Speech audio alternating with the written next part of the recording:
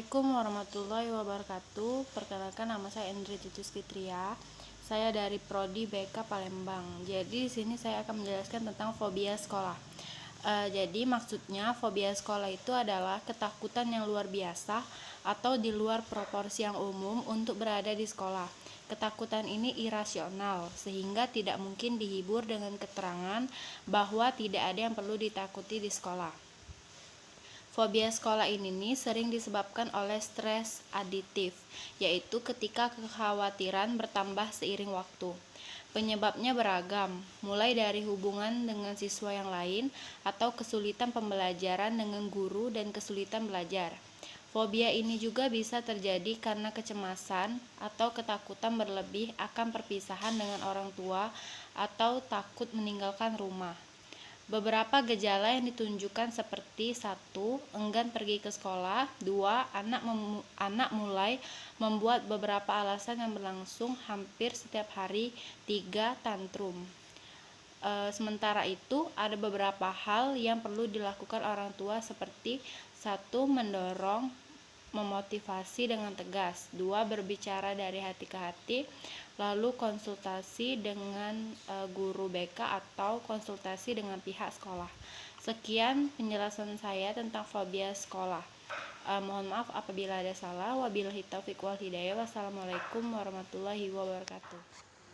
Baiklah, di sini saya akan menjelaskan tentang faktor kegagalan dalam sekolah dan perilaku menyontek.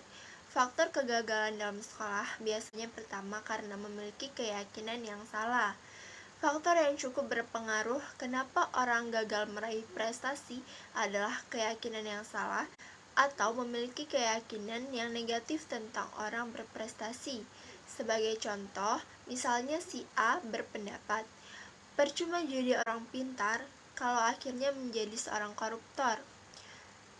Karena keyakinan yang begitu kuat dan bulat bahwa percuma menjadi orang pintar, maka segala upaya yang dilakukan untuk menjadi pintar akan bertabrakan dengan keyakinannya. Apabila seseorang mempunyai keyakinan seperti itu, membuat orang tersebut sulit mempunyai prestasi yang baik di sekolah, walaupun ia berusaha keras mewujudkannya. Dan sekarang tentang perilaku menyontek. Apa itu perilaku menyontek? Menyontek atau cheating adalah perilaku atau perbuatan curang yang dilakukan untuk menghindari kegagalan ujian atau nilai akademis menggunakan cara yang tidak jujur. Contohnya seperti melihat hasil jawaban orang lain, menulis catatan kecil di meja, telapak tangan, atau sobekan kertas yang tersembunyi, melihat buku pedoman, catatan atau media elektronik seperti handphone. Dan aspek-aspek perilaku menyontek.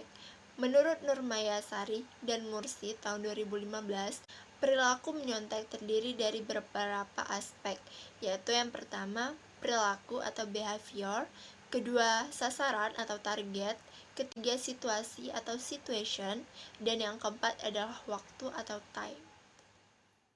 Perkenalkan, saya Muhammad Iqbal. Di sini saya akan menjelaskan tentang burnout atau kejenuhan sekolah. Nah, burnout ini adalah termasuk dalam jenis permasalahan dalam belajar.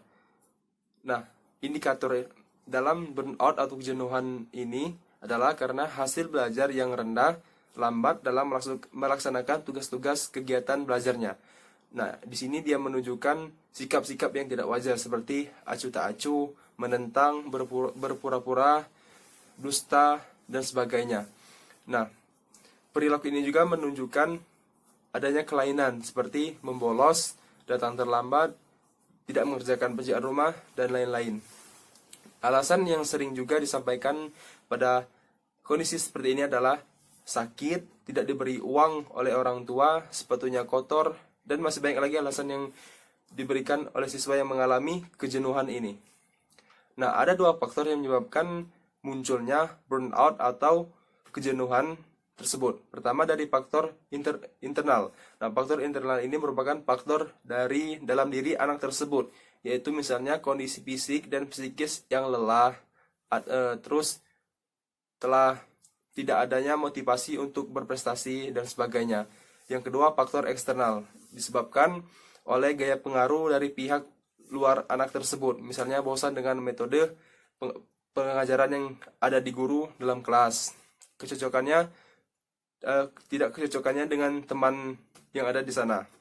Nah, adapun upaya yang dilakukan oleh sekolah dan orang tua untuk mengatasi burnout dalam belajar adalah di antaranya, pertama, melakukan istirahat sejenak dan menganjurkan siswa untuk mengkonsumsi makanan dan minuman yang bergizi dengan takaran yang cukup.